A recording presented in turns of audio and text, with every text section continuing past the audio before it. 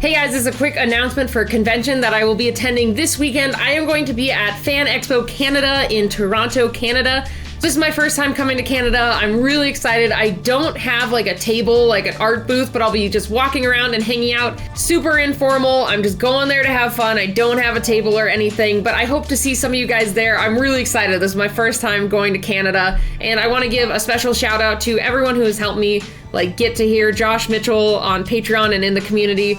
You're awesome, man. You helped like this so much and helped me get the funding to be able to go. And then everyone on Patreon and in other places that have donated money, you guys have made this possible. So I hope to meet a lot of you in Toronto this year. So on Saturday, August 24th, I'm going to be having a mini fan meetup at the Second Cup Coffee Co. across the street from the Toronto Convention Center starting at 2 p.m. I'm going to put the address down in the description below, but it's really close to the convention center. I thought it'd be like easy to go in walking distance, but just basically we're going to meet up there around 2 p.m., hang out, have some coffee, and just sketch.